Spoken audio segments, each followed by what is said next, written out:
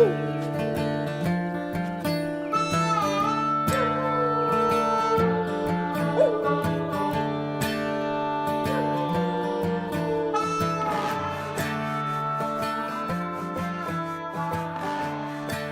everybody, welcome to episode 104 of the Go Get Outside podcast. This is your host, Jason Milligan. Welcome back. Welcome aboard. Welcome to the final episode of season 5. If you are a frequent listener, you may know that these final episodes of a season, I like to do something out of the normal for the show. So today's episode will not be an interview. It will be a special episode about my experiences on the John Muir Trail and the experiences of listeners. So this is our Diaries from the John Muir Trail episode, and I intend to let that carry us all the way through to the end of the show, so there will be no outro today. So everything that would be covered in that outro, I will cover now really quickly. First of all, this is the end of season 5. This is the 104th episode, so thanks to all of you who have been listening and supporting this show for any number of those 104 episodes. At present, I'm not sure when the 6th season will begin. If you haven't been paying attention, 2020 is a weird-ass year, so who knows what is coming in the last half of this year, so I am not making any promises at this point, but I do intend to come back with a 6th season. Maybe it will start at the end of this year, maybe it won't start until early next year. Really hard to know right now, but please stick around, listen to past episodes, get in touch with us. All those things to help keep the show going. And speaking of getting in touch with us, I'm going to go over really quickly how you can do that.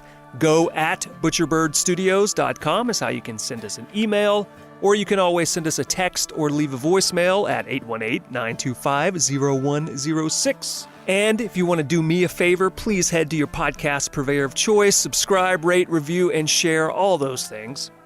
And once you start listening to this episode, if you'd like to have pictures in your head of the John Muir Trail, then head to our website, gogetoutside.com. Look for this, episode 104, Diaries from the JMT, and you're going to see a number of photographs that I took on my 26 days on the John Muir Trail, which I think will help engross you in the story. There were a number of people who contributed to this episode, who appear in this episode, so I just want to thank all of them right now. That includes Cindy Wyatt, David Burns, Mark Crawford, Phil Westmoreland, Reed Siglin, Pamela Zulalian, Erica Tariquez, Ryan Payne, Lee Trebetich, and Alden Ander. Zipper's stuck. What happened with the squeaky door? Oh, you oiled the door? How are we going to do the squeaky door effect? Hey everyone, this is the Go Get Outside podcast with your host Alden Anderson, and today we are broadcasting live from Da Nang, Vietnam. Today we will be talking about the John Muir Trail, also known as the JMT to those in the know. And without further ado, let's get right to it.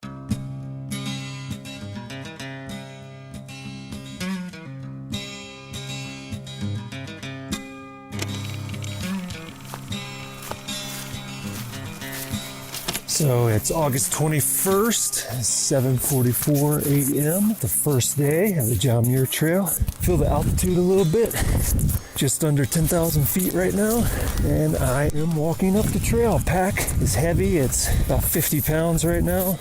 For the last 5 days, I was worried because I kept having this knee pain, but today it's barely existent, virtually non-existent, so that gives me hope that it's going to do okay. So I was really concerned that it might interfere with me being able to do this at all.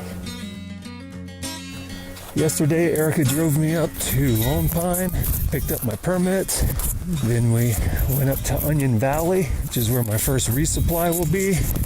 When I went over to the bear locker to put my food cache in it, and I saw 2 other food caches in there. Started getting pretty excited. So I'm starting in Cottonwood Pass. It's technically not the John Muir Trail yet. Permits for this trail are pretty hard to get from either direction. Permits out of Cottonwood, not so hard. So it does add about 20 miles. I won't officially be on the John Muir Trail until probably tomorrow. My name is Reed, and I live in San Diego. I think day one was definitely tough. I'd already done a 4-day backpacking trip, went down to Civilization and had a bunch of good food, and then going back in was a little tough. Got up the pass pretty early. Past Chicken Spring, it just became this afternoon like hellhole, which was like kind of a harbinger of things to come because it was just so hot. There was no water sources. Didn't have my trail legs, and it was tough going. So it's 6:30 p.m. It is the end of day one. I went 15 miles today. That 50-pound pack would eat into my shoulders and stuff every once in a while, so I would stop periodically, but it wasn't too bad, although I did run out of water for a couple of hours between Chicken Spring Lake and where I got water, where there weren't many options. And I'm sleeping next to this really awesome river that I have to cross in the morning. There was a fire that I saw in the distance, and I couldn't tell, because I'm no expert, whether it's a prescribed burn, which is what I hope it is, or whether it's a wildfire. So hopefully it does not turn into a problem later. My knee seems to be doing pretty well. I haven't had any knee pain today, so that's good.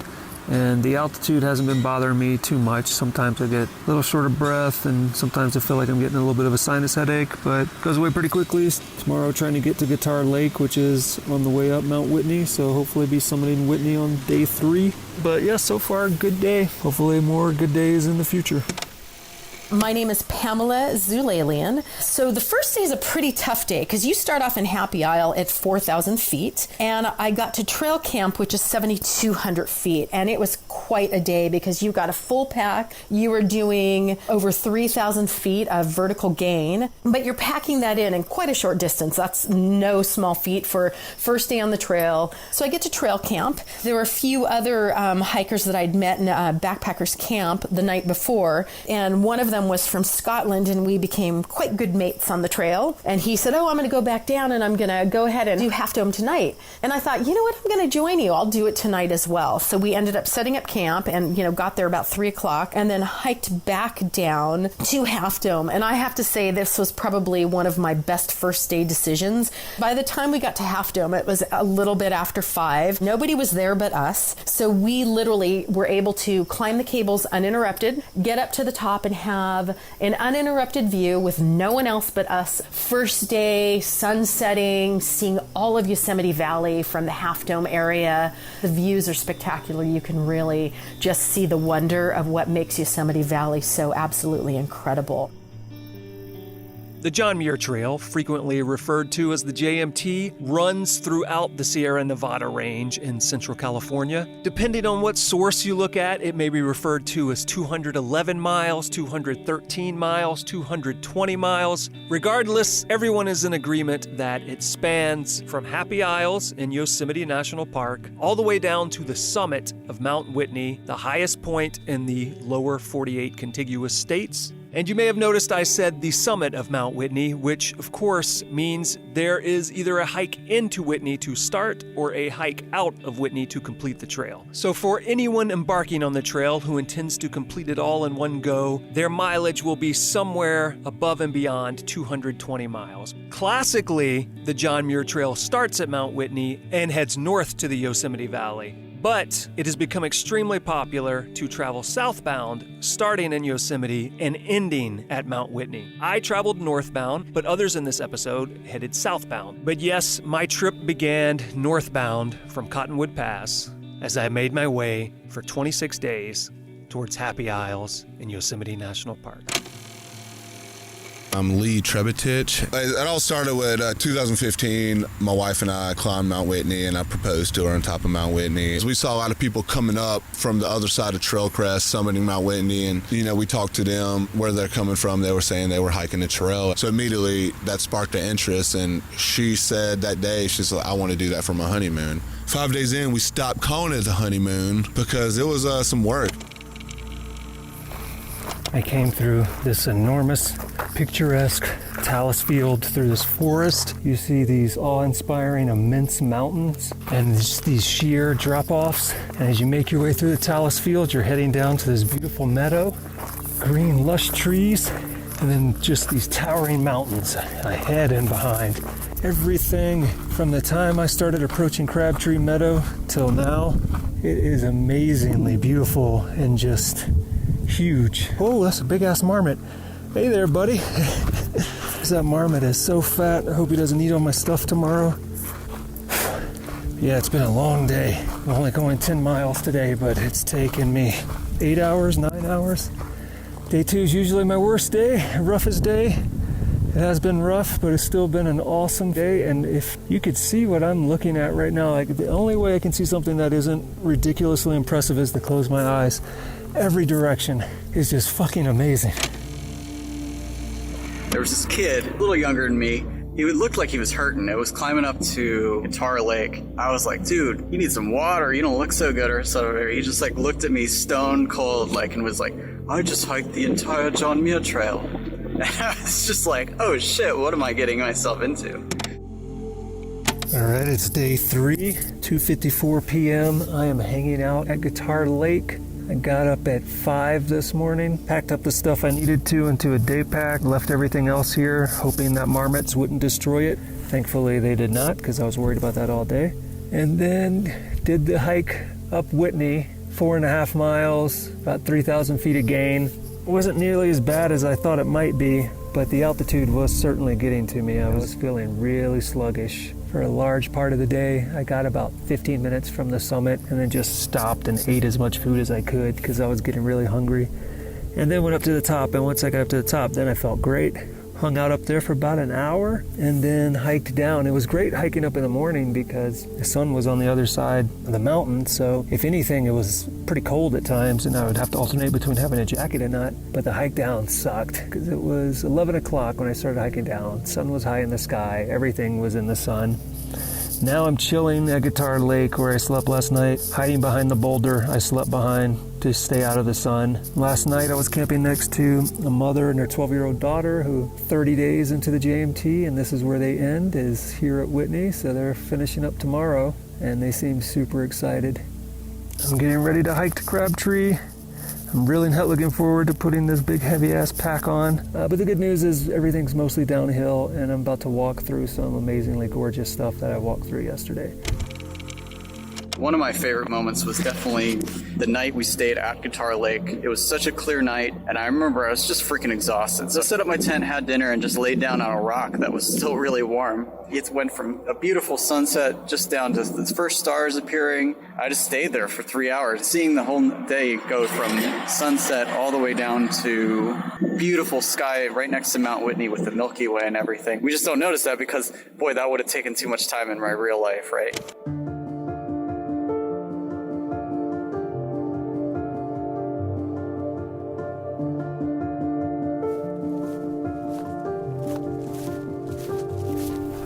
So it's the morning of day 4.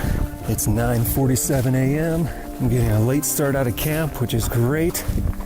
Yesterday was the big tough Whitney day. Set up camp over at Crabtree, which is a great little area. Camped with this guy Reed I've been meeting up with and hiking with and hanging out with periodically along the way. Got a good 9 hours of sleep. Took a nice slow morning. Doing a short day today. Only going to be about 9 miles. Preparing for tomorrow, where I have to go over Forester Pass, which is 1,000 feet lower than Whitney, but I gotta go over that thing with my full pack. Still have too much food. Finally, it all fits in my bear canister just barely. I think I'm gonna have to find ways to get rid of some of that stuff. I also just realized I'm not gonna eat all the grits I brought. Tried to eat them this morning. I don't have butter. They're gross. These long backpacking trips, I mean, it's basically a lot of minutia, a lot of things that are more interesting when you're doing them than they probably sound. The little things in the morning, like hiking down to a creek to get a bucket full of water, those are nice moments. The sun will be breaking through the trees, and you'll just be down there, dumping a bucket into a nice little roaring creek so you can go up and pump some water and make yourself some breakfast. Little things like that are great on the trail and seem kind of boring and mundane in real life, or everyday life.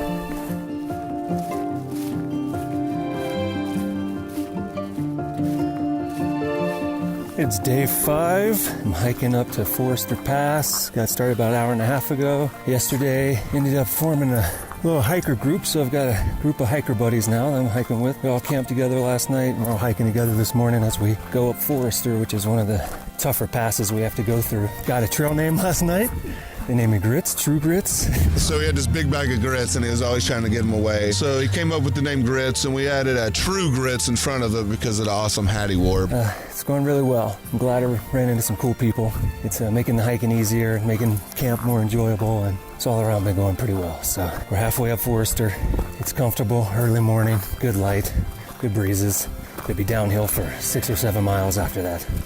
Hopefully it won't be too bad.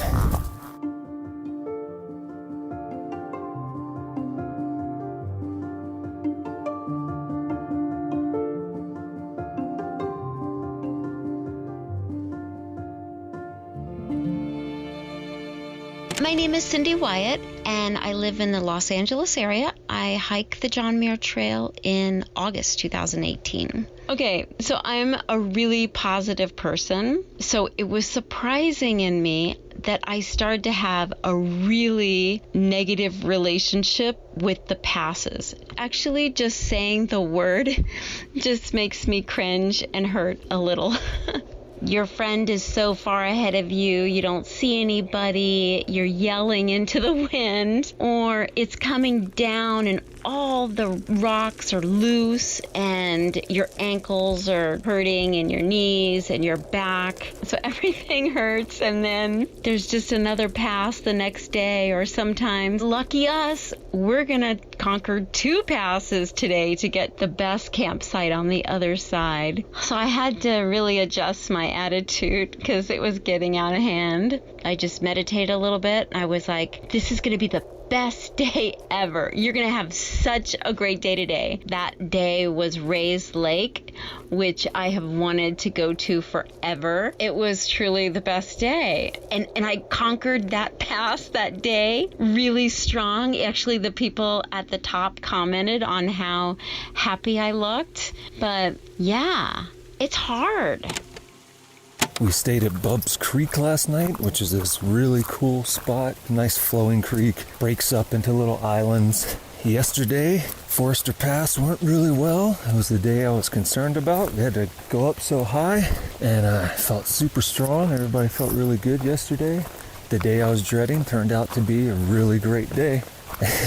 Oddly enough, met some people coming down from Forester Pass. Guy made a Grey Poupon joke, it turned into a conversation, and sure enough, I was able to get rid of my grits finally, and a whole bunch of my extra food, which made me super happy, and made the guy who was low on food super happy. So that was a highlight of the day.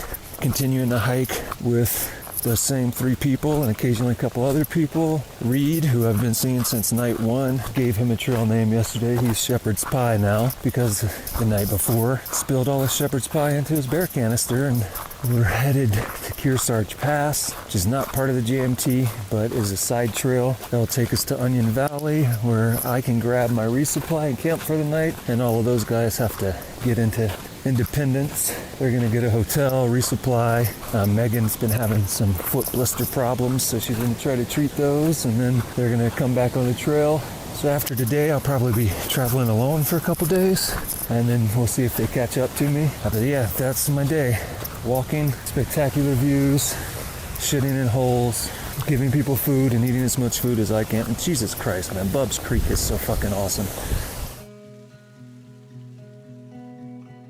It isn't really possible to carry 26 days of food on your back, so trails like the John Muir Trail and longer trails like the PCT require a number of resupplies, and these typically need to be worked out beforehand.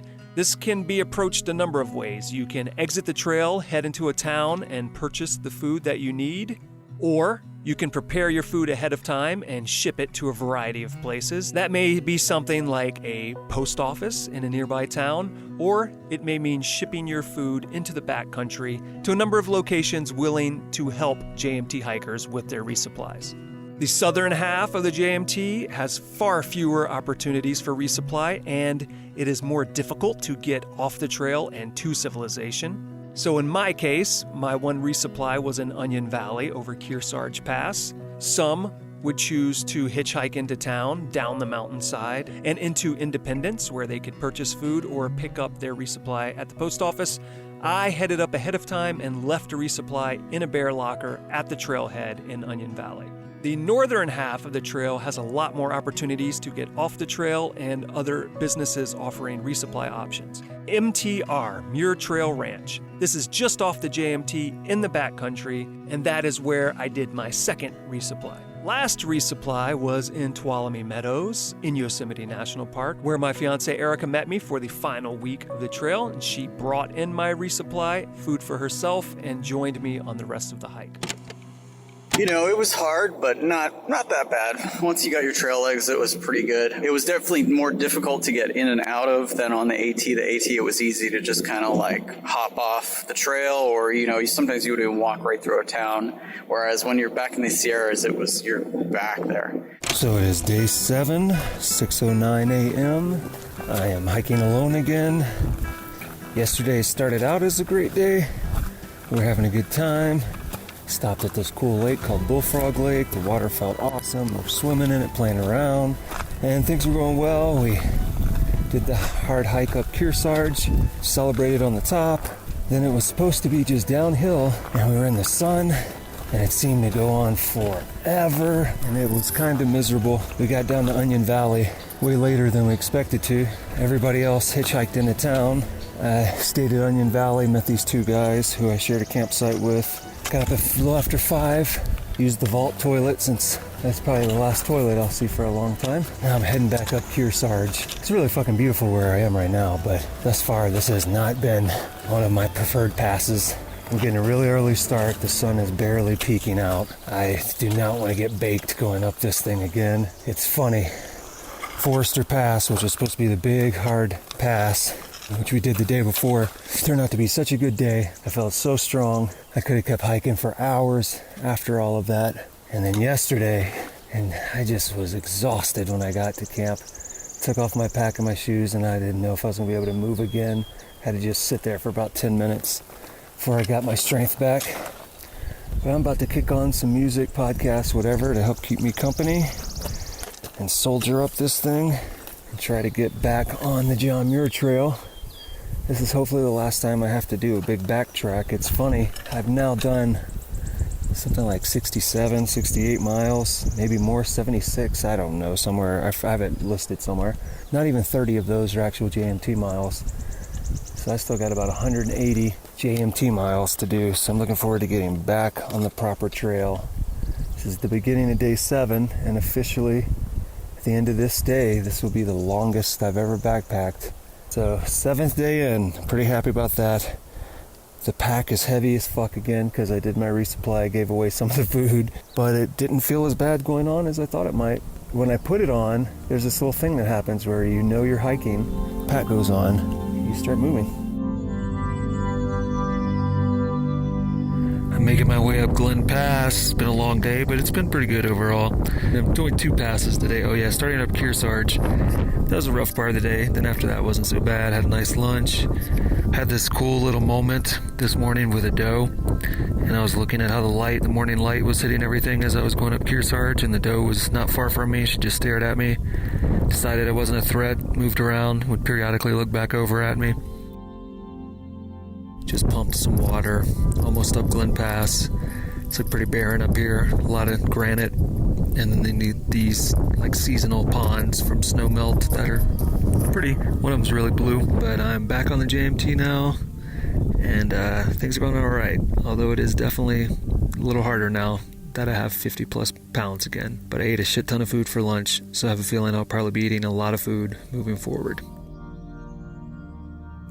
I last recorded when I was stopping to filter water.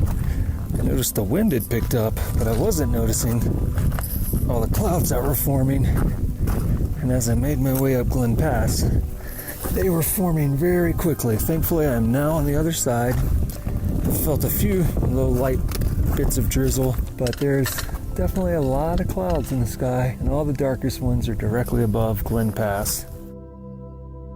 They recommend you don't start passes in the afternoon for exactly the reason this one kind of worried me, because that's when the thunderstorms come and that's when the clouds form, and the clouds can form quickly, and they certainly did.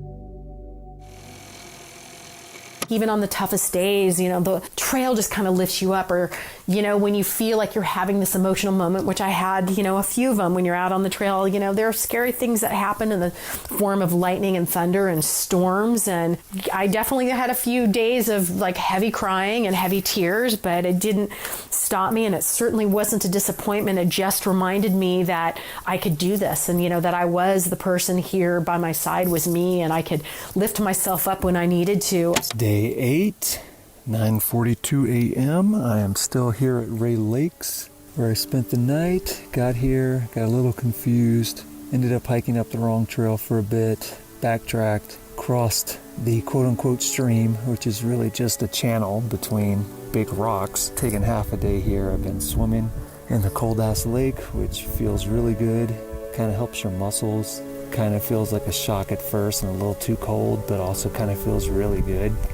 Right now I feel super clean underwear on that I haven't put on at all yet on the trip. I just put them on. Probably the cleanest I've felt other than Bullfrog Lake. Cleaning my clothes as much as you can with hand sanitizer and water. Basically what I do is I put a lake water in my bucket, pour some hand sanitizer in it, rub them around for a bit, and the water is definitely very nasty and brown when I pour it out. So I've got stuff drying in the sun, got a little clothesline set up, been reading Red Badge of Courage, I'm almost done, second book on the trip. Granted, both of them have been very short books. Got stuff charging with my solar panels, and I am feeling great.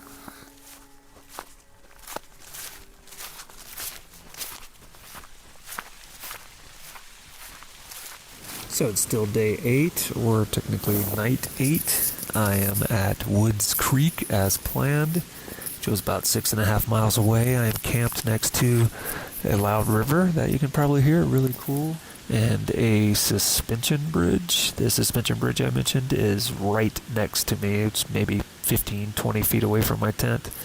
The hike over here was pretty nice. I stayed in Ray Lakes till about 1:30, 1 o'clock, something like that. It was very difficult to make myself leave. I met 2 older hikers that are doing the Ray Lakes route loop. Talked to them for a while. They were very nice, very interested in discussing all the different logistics of doing this trip. We even got shushed by some woman in her tent who chose to set her tent right next to the communal fire pit area, and decided 7:50 or whatever before the sun was even out of the sky. It was too late for people to be talking. So now I am in my tent, reviewing the map for tomorrow, getting ready for tomorrow, charging stuff, and probably heading to bed pretty soon. 8:44 p.m., so pretty late by hiker time.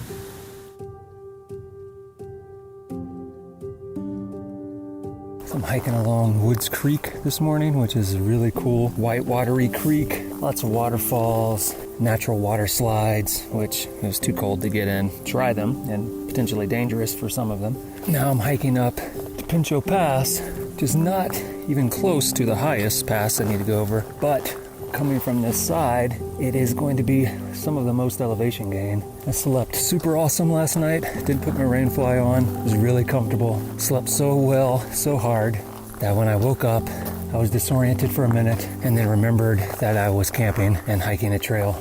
Trying to stop and eat, but mosquitoes around this area just eat you up if you stop for more than a minute. So I've been doing a lot of walking, eating. I'm gonna start going for Pinchot Pass, then go down the other side to Marjorie Lake, which is reported to be the bluest lake anyone has ever seen.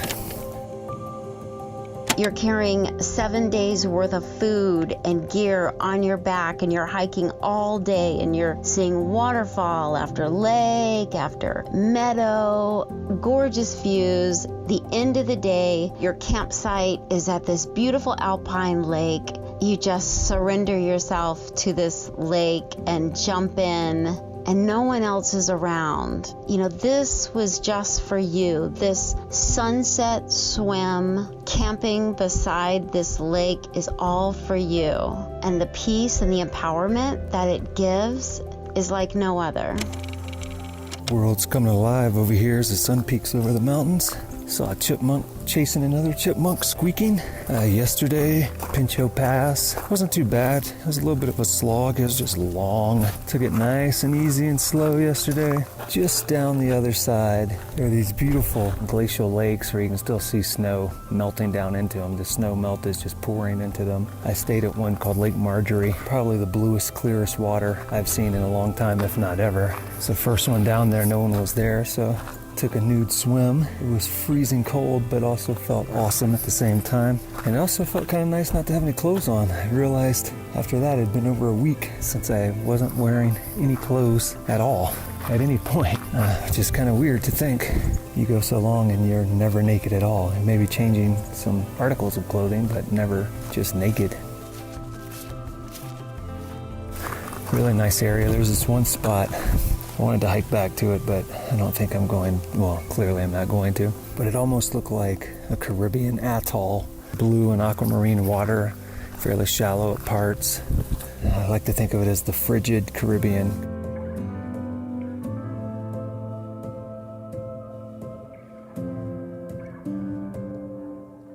Just at the Kings River crossing. Definitely the biggest one yet. A little sketchy at parts, not too bad though. But I did manage to slip and bang my left shin and knee. They're bleeding a little bit, but nothing too bad. Forgot to mention last night, while I was sleeping at that awesome lake, didn't put my tent fly on so I could just lay there. And as I was looking at the stars, saw the biggest meteor I've ever seen in my life. And I've seen some pretty impressive meteors that look like colorful spears of light crash across the sky, but this one was the biggest.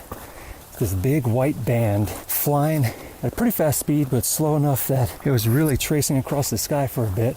So big that I kind of got concerned that maybe something was going to fall out of the sky. And then after it crossed a large portion of the sky, it burst into pieces, and that was the end of that meteor. You know, you end up at these designated campsites along the trail, so you kind of seeing familiar faces. And this was literally the first night where I was on my own. So when I had heard that there was a bear up at Virginia Lake, that was kind of troublesome. I'm kind of bear aware. I'm like, you know, heightened. And that night I slept with my headlamp on, so just in case I had to scare that bear away, I could turn the light on, blow my harmonica, and scare the bear away, because I'm a terrible harmonica player, so I figured that was to my advantage to frightening the bear away. What I did that night is I put my cup on top of my bear canister. So I thought, if the bear comes and starts messing with it, I'll hear the cup knock over.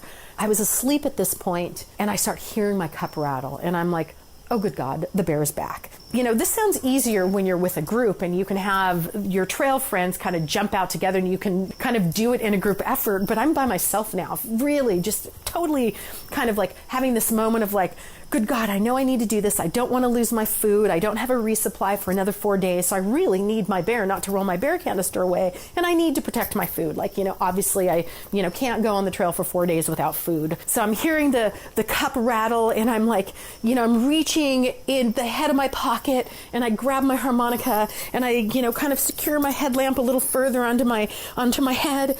And then I'm quietly unzipping my sleeping bag and I'm sneaking out of my sleeping bag trying to have a surprise attack on this bear, and I unzip my tent and I jump out and I turn my headlamp on and I blow my harmonica as wildly as I could, and I look, and it was the wind that was causing my cup to go back and forth. So in fact, there was no bear. It was kind of funny looking back because I was so scared, and I sat in my tent for several minutes kind of talking myself through the process like, I can do this, I can do this, I can do this.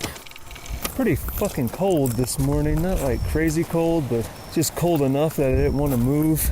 I am camped down near the water in between the two Palisade lakes at a spot that a ranger yesterday recommended I come down to. He said, if you want to get some solitude and not be in all the popular campsites, go off trail in between the two lakes.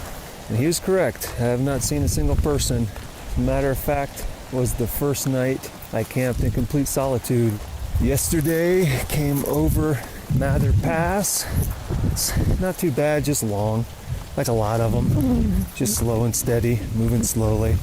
I've gotten to where I really like to stop a lot and look at things for a while, watch things. Watched the caterpillar yesterday for a little while. Saw a couple pika yesterday. Came across deer several times. Even though I have a lot of time to spend out here, I've got a lot of ground to cover. So sometimes I don't get to swim in lakes I want to swim in, or explore things I'd love to explore. And in a lot of ways, it's like a bigger reconnaissance mission. I'm finding out which spots I want to return to. Ended up going 13 miles today. I think after 11 days, I finally figured out a way that I might be able to tighten the waist belt on my pack, which will be a huge change for me, because then that means I will spend less of the day fighting the pack sliding down my hip and having to deal with shoulder pain all the time because the pack ends up pulling down on my shoulders so much.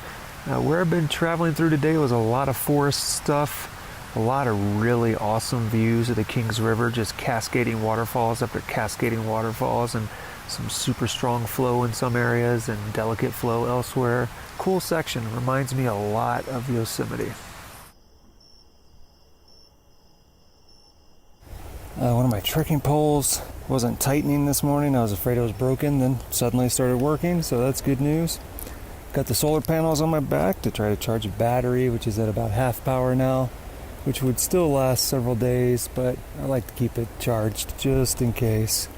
Kept running in a deer yesterday, and that hasn't changed this morning. I got a message on the inReach from Erica right before I left camp that said something to the effect of like, oh, glad you're seeing things that you like. And then almost immediately after I read that message, a doe and 2 fawns come up into camp looking for food. But on day 1, I met this guy at Chicken Spring Lake when I was 4 miles in, which seems like ages ago. And he had done the JMT going northbound before, and he said, oh, there's a point where I regretted every time I went below 11,000 feet because it just felt heavy and hot. And I'm starting to really understand what he meant.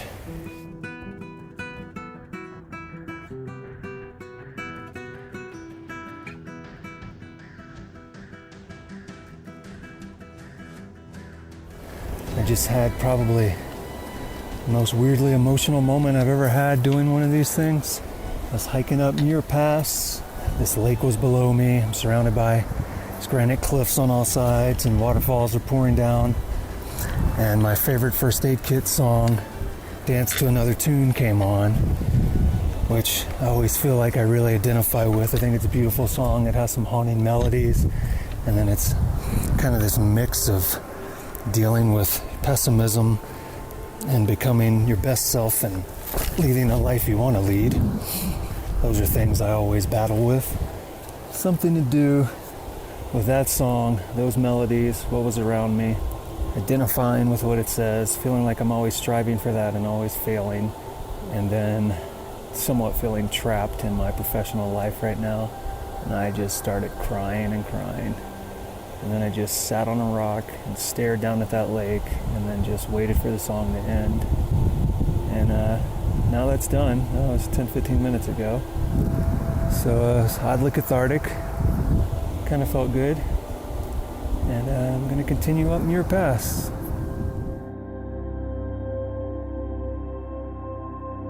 I just went into it like, it's going to be whatever it's going to be. And the reality of it was far better than I think anything I could have ever had planned on it, or any expectation I could have had.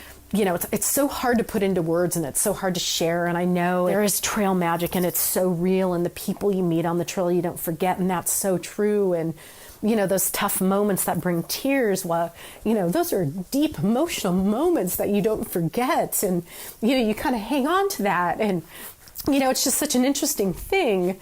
But yeah, no, I think, expect it to be hard. It's one fucking hard trail. Like, there's no joke about it. You're going up and over passes that are 10,000 feet, that are 14,000 feet. You've got a bunch of passes that are no joke. It is worth every blister you may get, all the blood, sweat, and tears, training, heavy pack days, light pack days, crazy days, rainy storm days, swimming naked in a lake days. Like, it's unbelievable. It's worth it.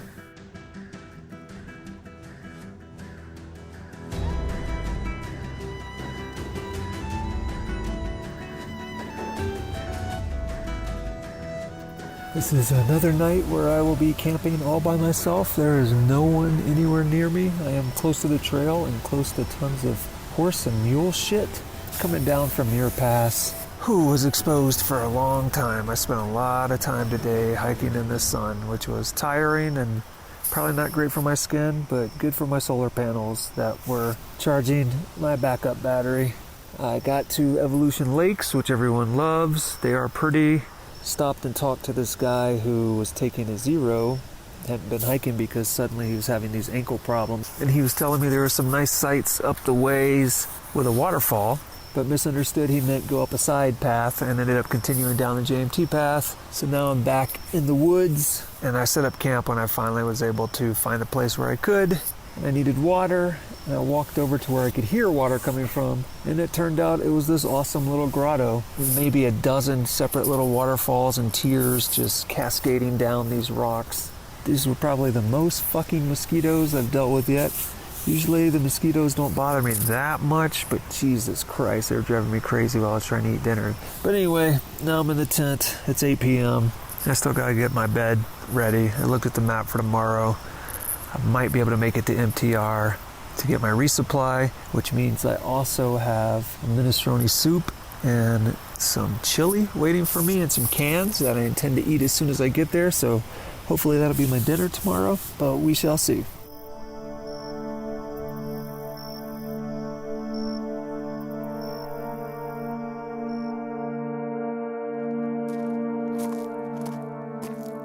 Headed towards MTR so I can do my resupply today. I'm both looking forward to it and not. My pack is as light as it's ever going to be, and I get to mostly hike downhill for probably 13 miles today, which is great. But then I have to shove 7 or 8 days of food into my pack again, and then I immediately have to go up Selden Pass after that. So that part I'm not looking forward to, but I am looking forward to popping open a can of chili and the can of minestrone soup I've got waiting for me there, so I can get some non-dehydrated or non-packaged or non-whatever the hell I've been eating for the last 2 weeks almost. I already had my requisite morning encounter with does and fawns grazing. It just seems that it's going to be an everyday event now. I'll come across a group of those every afternoon and every morning. The clouds are building really early today. It hasn't rained at all on me so far. Clouds are building early. The sky is almost entirely clouds. On my side, they look pretty innocuous. The other side, they're looking increasingly gray, especially over the mountain passes. All right, it's still day 13, 6:40 p.m. I am still hiking, done about 15 miles. I'm getting a tiny bit of drizzle, but not much. Evolution Creek, Evolution River, whatever they call it, it's pretty spectacular. Walk along it a lot of the times, and it's just this beautiful little white water creek, and there are all these cool bridges that went over it. There's a little eddy, really nice blue-green, pretty eddy in one spot. I got in there, and good God, it felt good to get in water again for the first time in a few days. And I just felt so refreshed for probably an hour or two, maybe more. And when I got to MTR, they were nice to me. They had my stuff. I scored some Snickers and some Sour Patch Kids from the buckets there, so that was pretty fucking rad. That made me pretty happy. Ate my chili and my soup, but cold because they don't let you cook anything there, and I didn't want to hike out, cook it, and bring the trash back.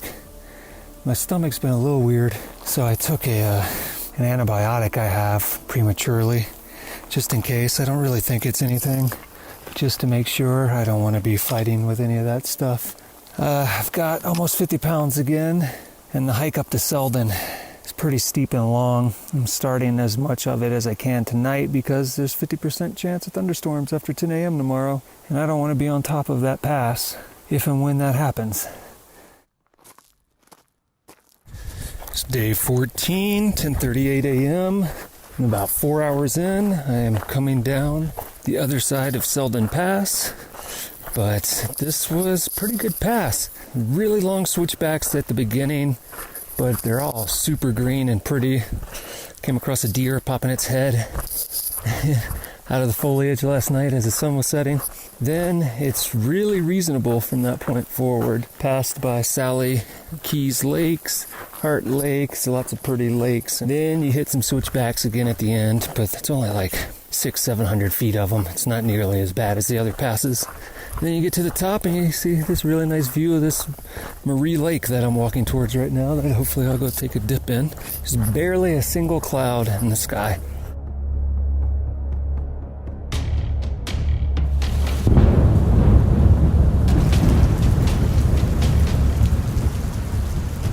So that rain that was forecast really did come. Now it's not raining anymore, but ever since about 1 o'clock, it was drizzling and thunder, and I went up Selden this morning, which is a pass, and then what I thought was just a small little bump in the middle. It's turned out to be a considerable pass of its own because it's pretty rough. You got to go up a fair amount either side and down a fair amount, and it's steep, and it'll definitely kill your knees like it's killing mine.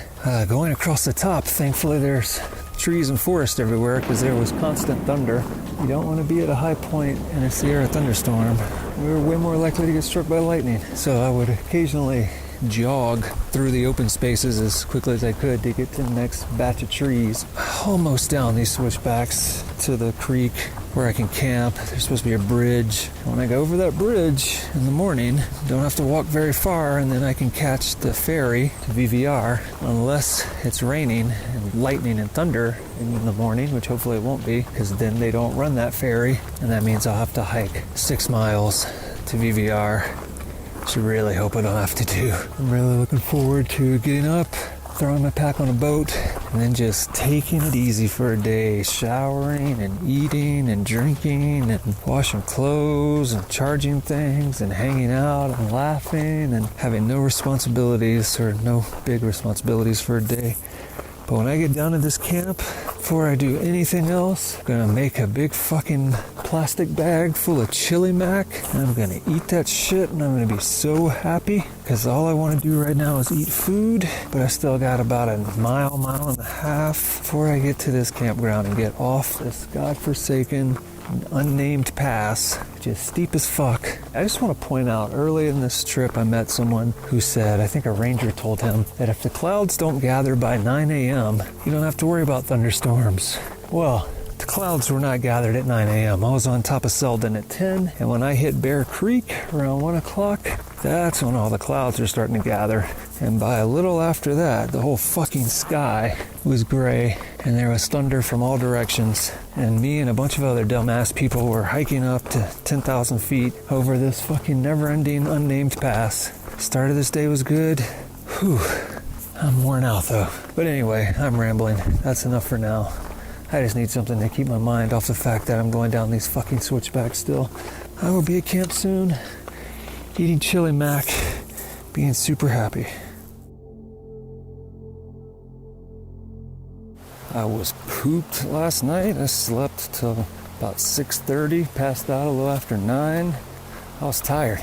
I'm on my way to Big Rock Candy Mountain, aka Hiker Heaven, aka VVR, Vermilion Valley Resort. Just looking at my past mileage, I went from 12 to 13 to 14 to 16 to 18 miles in succession. So I'm really looking forward to an easy, relaxing day. I'll sit back and just devour as much food as my body will allow.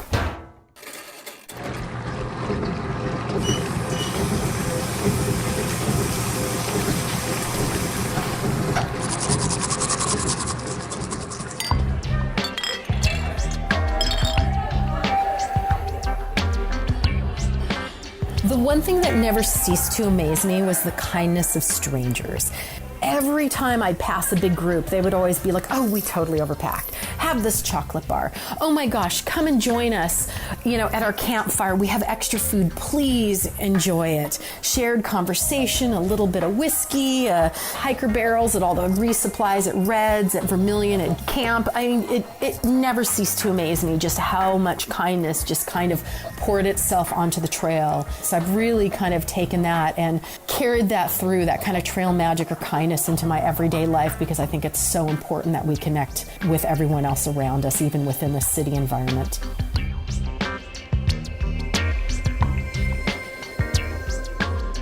So it's the morning of day 16, 10:09 a.m. I'm still at VVR, chilling.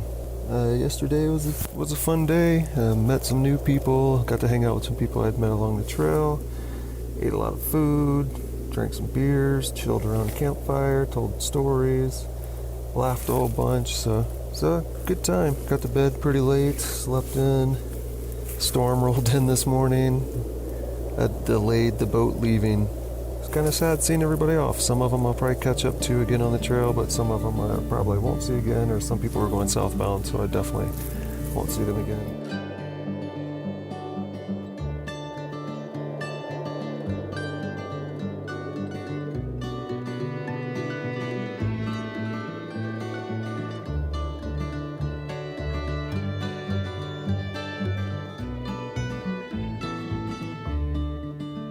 Day 16, 8:38 p.m. A pretty chill day at VVR.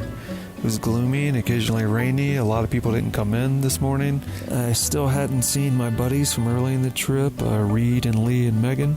And I wrote a note letting them know I'd been there. I had left at 4 o'clock and that maybe they could try to catch me later on. I went to the front door to open the door to go pin it outside the door, and standing in front of me was Lee. And I said, hey, I wrote you a letter, and I handed it to him. We had dined over a bag of gummy bears that you got me hooked on via the trail. It was good to see you. It was almost a relieving moment. Even though we only saw you for a little bit, we still got to like kind of link up and know that you were still out there and you were doing okay. Only hiked about 3.5 miles or so, getting a start on Silver Pass, which is kind of the last big elevation change. I stopped and camped at this campground and met some people who were 2 days in. They just started out of Mammoth, and they unluckily started on the day of the big rain, and so they've had nothing but rain. Even though I was only at VVR for like a day and a half, I feel like I've been there for a week. I feel like I haven't been on the trail in a long time. Like, it's a little lonely tonight. There were so many people hanging out last night, and now it's just me in my tent again.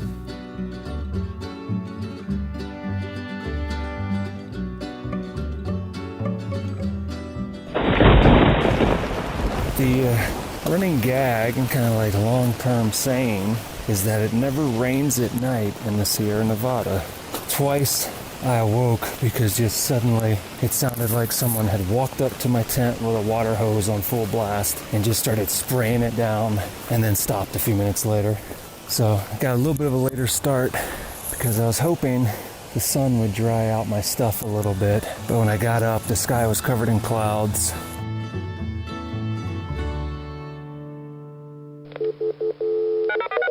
Hi, my name's Phil Westmoreland, and I wanted to leave a message about my experience on the John Muir Trail.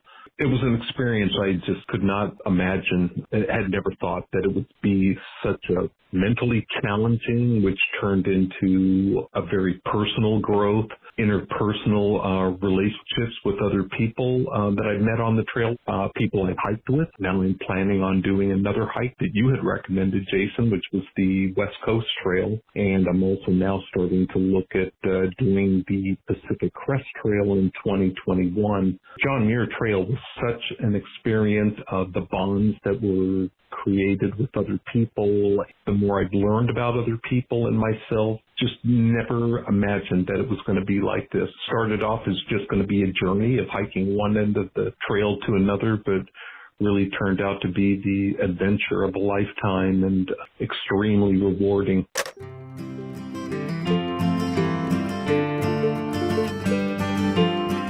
Day 18, 10:47 a.m. Last night I stayed at Lake Virginia, which turned out to be a pretty cold night. It's the first morning this morning that I ever woke up and there was mist on the lake and heavy condensation. Like everyone who camped in the area, tents were just drenched. So most people got a late start this morning, drying out their stuff. Some people even got water in their tents and got their sleeping bags and things wet.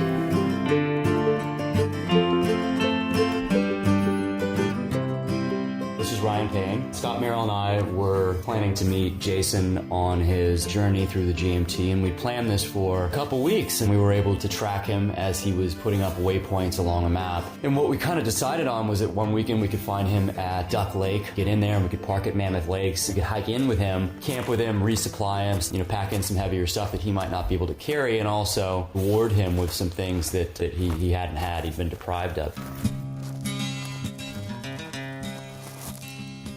I think I showed up at Scott's place at 5 or 6. I think maybe we got dinner or something like that. And then we checked where Jason was at that point. Around that time, we realized that Jason was going to advance even further. So if we drove up the next morning, this wasn't going to work. So we had to leave that evening and get there probably about 1-ish, 2 a.m., something like that. Get up at 5, 6, something like that, and just get a move on. Hike-in was really pretty. I was surprised that Mammoth Lakes is so accessible, and I'm carrying some extra gear, thinking that I'm helping Jason out and that I'm not going to have to hike that far, but I start having boot problems probably within a mile or two, and it's twisting my ankle. But my one piece of solace is, well, we're just meeting him, and I'm going to basically transfer a lot of this weight, or we're going to eat it. About 3.5 miles in, chilling by the Duck Lake Trail intersection. Scott and Ryan are supposed to come meet me and hike along the trail for a bit for the weekend. I'm not too far from Mammoth, so they can get in and out of Mammoth relatively easily. I had expected this disheveled hobo, and instead he is smiling, he's happy, he's got a little bit of stubble, but honestly, I have never seen the dude look better. I had hiked less than 5 miles to find him, and I'm in worse shape than he is. And I couldn't stop complimenting him on this. Like, my God, you look great. I thought, hey, we're just going to pitch a tent. We're going to have some food. We're just going to hang out. I really didn't expect to hike very much. And he said, guys, I got to get in 10 or 12 more miles today. And I, at that point, realized my foot situation is just not going to work. I either quit right there or I figure out another way to keep moving forward. And so I had a pair of running sandals. These are basically my camp shoes, and I'm just going to hike in these. And then Scott gave me his trekking poles, and I was back in business. I mean, I was pulling a rock out of my foot every 20 feet, but I could at least walk. We started hiking, and Jason's just Mr. Man about town. He walked along the JMT and was saying hello to people, encouraging others that we're about to quit. No, don't quit. It gets better. Just give yourself a day to rest, recuperate. So, we hiked a ways, and then, of course, we're going to pitch in for the night, get all set up, try to make a nice meal, brought in some extra food, some nice fresh stuff, tried to give the guy a good meal. But, he seemed in good spirits. It really didn't seem like he needed it. Pretty much satisfied with the Spartan life that he was living. It was pretty, I really enjoyed it, and it did give me that whimsical feeling that someday I'd like to do this, and I was really glad to join Jason and to see him doing so well on the trail, to see how it seemed to enliven him in a way that, that maybe only nature and that forest bathing aspect can. It's day 19, 2:05 p.m. Just left Red Meadows, where Ryan and Scott are gonna hop on the bus, get back to their car in Mammoth. They treated me to this enormous $10 boysenberry milkshake. Massive milkshakes. Scott and I are drinking these milkshakes as though we deserve them. We do not. It didn't even taste probably like it tasted for Jason, who is putting it down as like a snack, and it's like an 800-calorie milkshake. And they brought me all kinds of food, like salami and cheeses, and Ryan made some homemade like brownie protein bar things that are good. The dude just put everything down. I mean, I gave him some Kool-Aid powder that I thought maybe would last him for a week, and that was gone in an evening. The guy was just a calorie machine. Now my bear canister's full again, but I've got some new food and some good stuff, some stuff I haven't had in weeks, but I definitely can feel that my pack is heavier again. That morning, around the time that I was just starting to open my eyes and get out, Jason's ready to go. His stuff is packed. It is ready to go. He is in shorts. It is freezing. I can't feel my fingers. This morning was the coldest morning yet. Tube in my camelback froze. It's particularly cold this morning. Coldest it's been out of all 19 days. So I don't know if it's going to be a trend towards colder and colder. Word on the trail, on the Hiker Express, is that Tuesday night is supposed to be the coldest night. It's currently Sunday.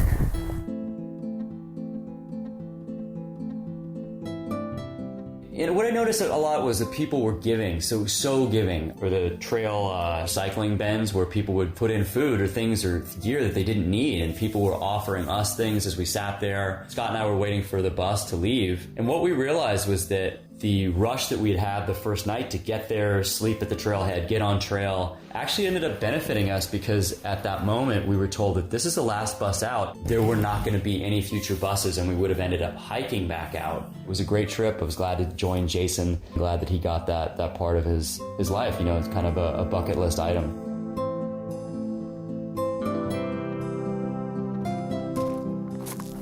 So I'm headed in the direction of Gladys Lake, about to pass by Devil's Post Pile, and I'll be back into the wilderness and away from civilization again for at least a couple days until I head to Wollamy Meadows. But I should be 56, 57 miles from the end at this point, so it's pretty close, because I'm over 200 total miles at this point.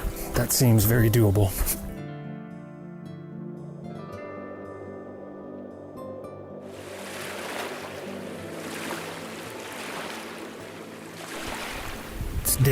20, 2:03 p.m.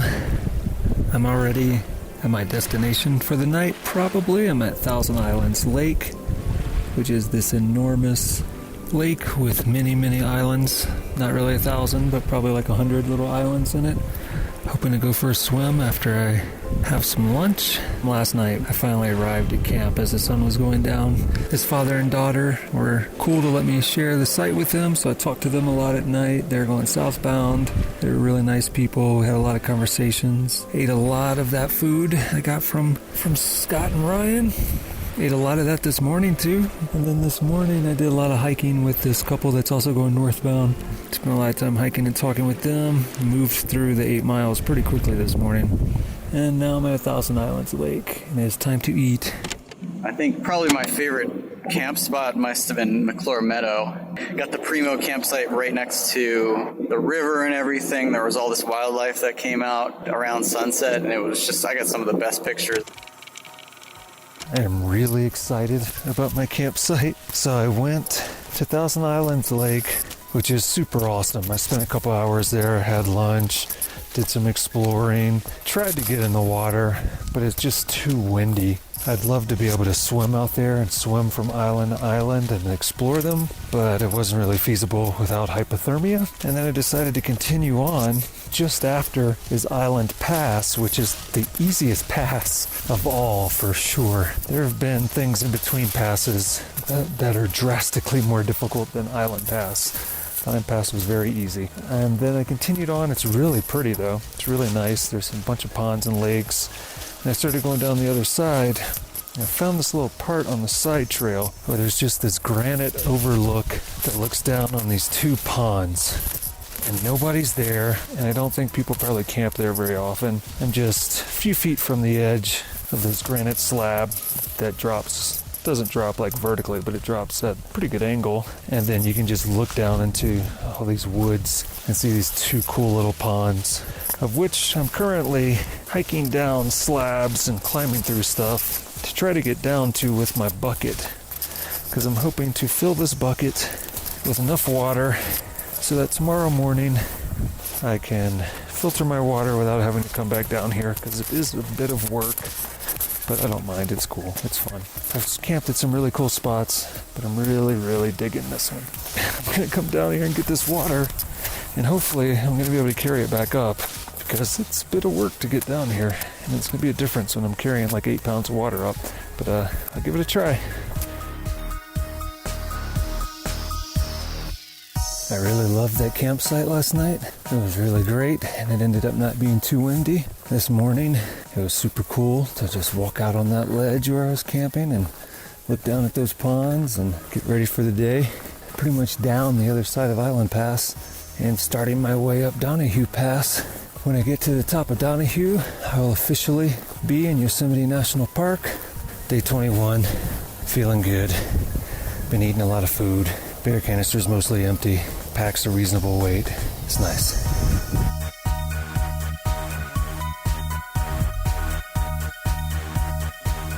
So I'm super overjoyed. I get up and over Silver Pass, and Silver Pass is this beautiful pass. There's a lake there. There are these giant condominium-sized boulders that makes the trees just look like the size of your pinky finger, and there's just a kind of a scattered field about with all of these boulders.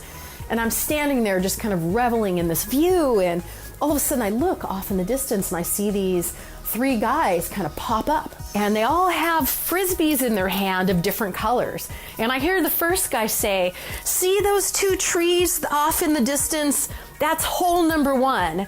And then he throws his first frisbee. And then the second guy throws his frisbee, and the third guy throws his frisbee. And it turns out they're playing frisbee golf the entire time along the John Muir Trail.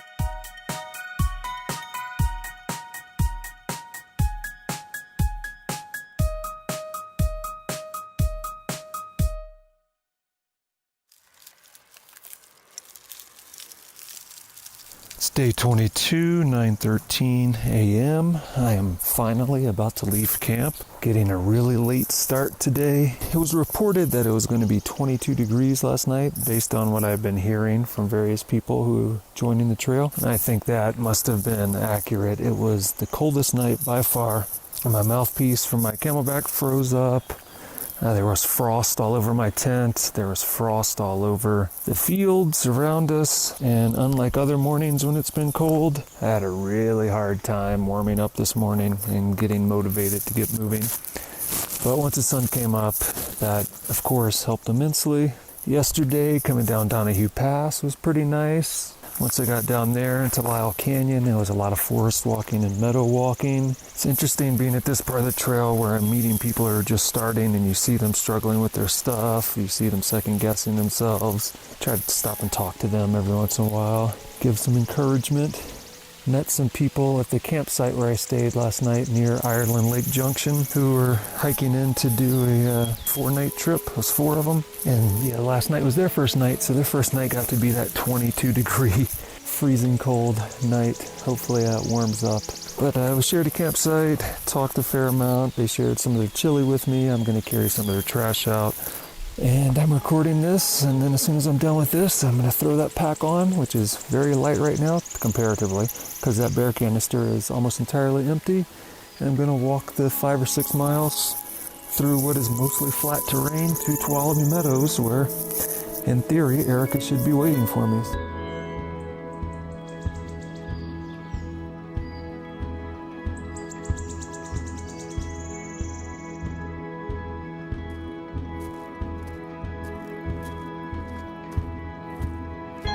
It's the morning of day 23, 10:54 a.m. We had a big breakfast this morning at Tuolumne Meadows. Got started a little after 9:30, somewhere around there. Yesterday, shortly after I recorded and got moving, ran into Steve, aka Ringer, who I thought had surely left the trail on Mammoth and I would never see again. But there he was. And he introduced me to Minnie, which is this tiny Korean lady who doesn't speak much English, but is like a huge ray of sunshine that yells hello and good morning to every single person that passes and is very excited about everything, even though half the time she has no idea what anyone is saying. Also, by the time we got to Tuolumne Meadows Backpackers Camp and set up, Dave and Phil made it in, so we had a big reunion with Dave and Phil and Minnie and Steve/Ringer. We all went and ate at Tuolumne Meadows. I had a double cheeseburger, a chili hot dog, and a huge ice cream cone. About 2,500 calories. It was great because I have been starving. And we all hung out, had a good time, drank some beers, went to a little campfire talk right next to the backpackers camp last night. Erica met me right when I got into Tuolumne Meadows. So everybody had a cool reunion. We all had breakfast again this morning together. And now Erica and I have set out and we are headed towards Cathedral Lakes. My JMT hike started and ended with me telling Jason he stinks and watching him devour a ton of food in one sitting. Since I was only on trail with him for a few days, my actual memorable moment is me burning up while hiking uphill, stripping out of my fleece-lined leggings in the middle of the trail while hearing a group of hikers quickly approaching.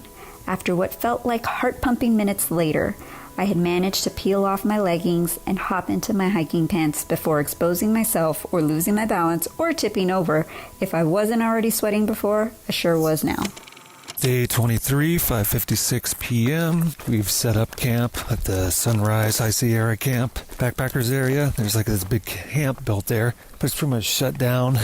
I ran ahead a quarter mile, maybe half mile, to see if I could find water. There's a little trickly stream up here where there's water because it's been dry for miles at this point. Everybody in the area is kind of running out of water and a little concerned about water. So we went about 10 miles today. It's Erica's first day on the trail, so she hasn't quite gotten her legs under her, and I think those 10 miles kicked her butt. I'm feeling great. Like the altitude and the terrain and everything, it's not really bothering me much these days. I feel like I've gotten pretty accustomed to it, even with the pack being heavy again and full of food. It feels pretty good. I think I'm pretty used to this at this point.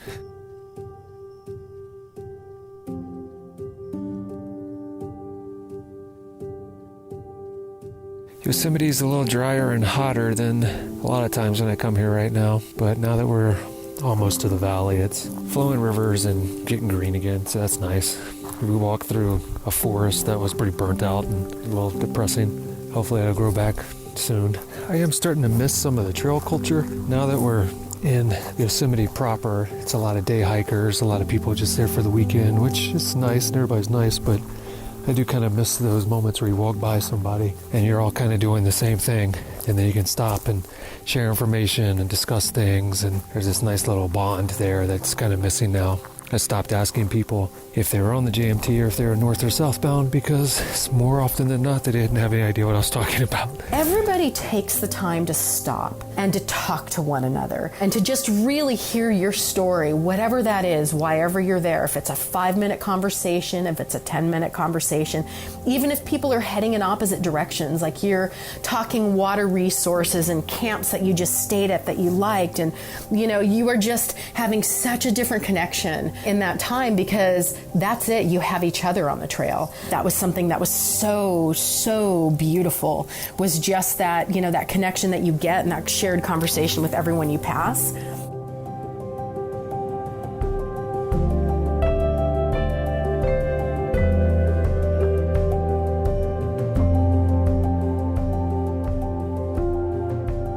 This is Alden Anderson. My first day on the John Muir Trail, it was very freeing, very exhilarating, the feeling of freedom, and I'm going to be on my own for the next 4 weeks. The first night on the John Muir Trail was kind of exciting because I was visited by a bear. I was just about to fall asleep and I heard my pots fall over, make a loud noise. So I opened my tent and shined my light, and sure enough, there were 2 eyes staring back at me. One of the things about black bears, as explained to me by a park ranger at Yosemite, is that they could quite easily maim or kill a human, but by some fluke of evolution, the bears look at humans the same way they do as an alpha bear. So they're afraid of us. They're afraid of humans. If you make a lot of noise, they'll usually run away.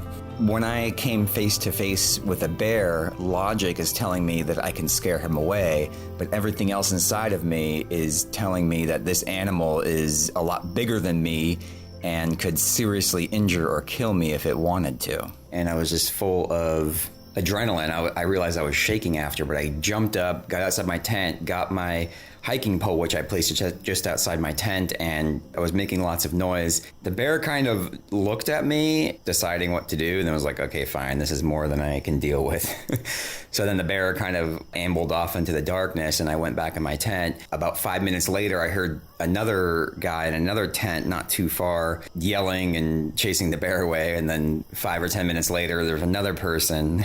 Throughout the rest of the night, every time I woke up, I heard kind of a crashing noise, but the yelling was gone. The next day, I ran into some hikers, and they said that they woke up in the morning and the bear, which must have been the same bear, was grabbing their bear canister and had lifted it above its head and was smashing it on a rock. So this bear had learned that eventually, given enough time, it could get into the bear canisters. So every night from then on out, I always put my bear canister with my cooking pots on top of it, just in case.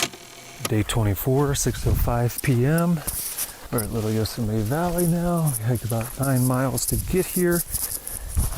Still a little bit of a struggle for Erica, but not too bad.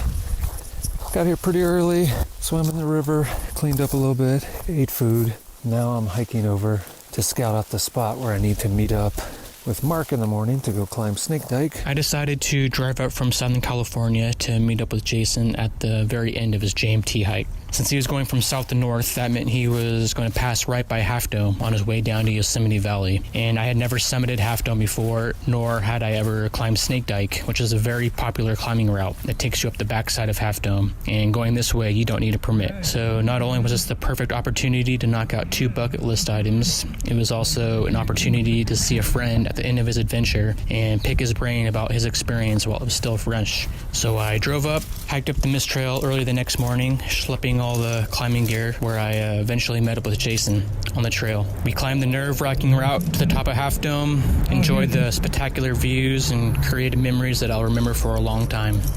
I mean, how many people can say they finished their JMT hike by climbing Snake Dyke to summit Half Dome? It was all around an incredible experience. Better than no bolt.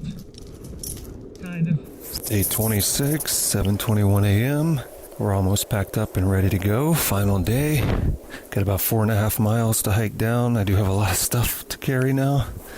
Yesterday worked out pretty much perfectly. I had scoped out the trail for Snake Dyke the night before. luckily found it right before it got dark.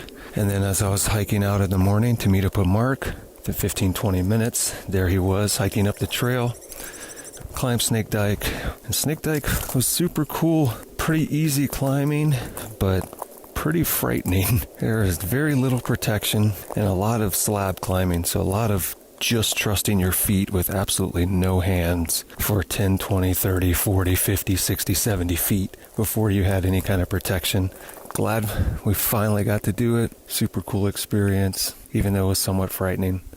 Got to the top. Erica had been up there for about 20 minutes. She was doing the hike. We met up with her like we were hoping to do, and then all hiked back to camp, mostly without any water because we'd all pretty much run out of water. Yesterday was probably the most exhausting day, even though I only hiked 6 or 7 miles. But yeah, all that climbing and everything compiling kind of wore me out. Glad that we're leaving today. My water filter is just getting increasingly clogged and getting harder and harder to use.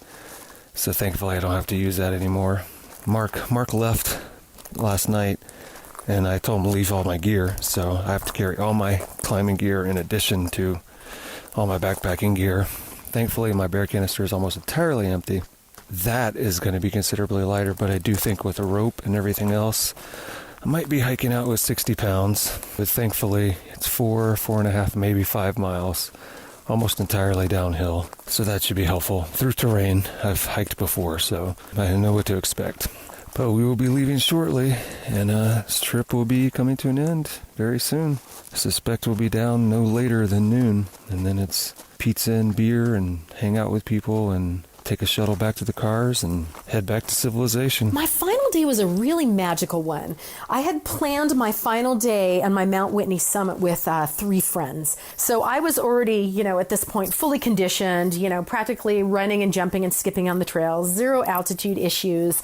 And then we ended up getting up at 1 a.m. in the morning so we could get to Mount Whitney for the sunrise. And it was one of the most beautiful hikes. It was a fingernail moon, so it was really dark, so you could just see all of the stars. It didn't really illuminate much. You could see shooting stars in the sky. You could just really see so much. I ended up getting up there a little bit faster, boiled hot water and made hot cocoa and coffee for everyone once they arrived, and I brought snacks. And we just sat and we watched the sunrise, and it had to have been one of the most just touching, epic moments. It was my birthday. I was with 3 really beautiful friends that, took the challenge to be there with me. And then I ended up staying about an hour and a half longer and just kind of, reflected on my month on the trail by myself.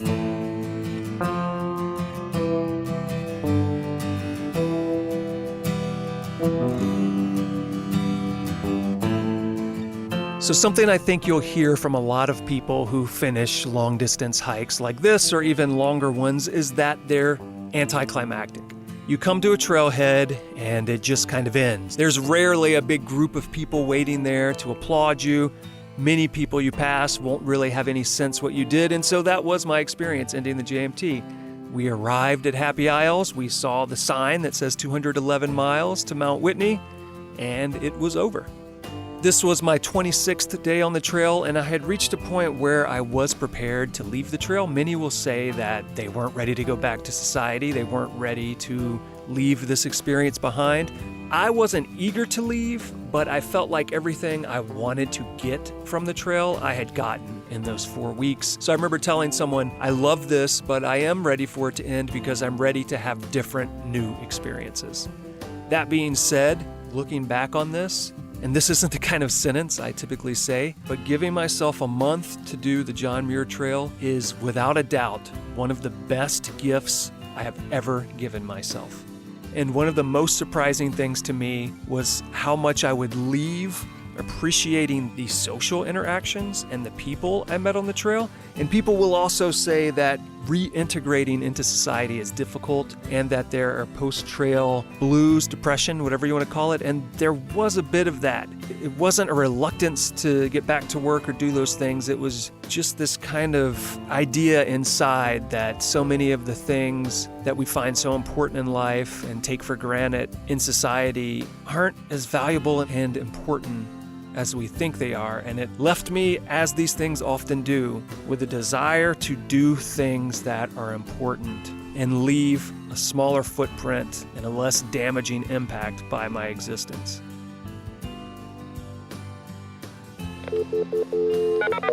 Hey, Jason, it's David Burns calling, your old bud from the JMT. I started it on August the 16th, my birthday, and ended up finishing it up about 28 days later, covering almost 250 miles because I did do a couple of side trips.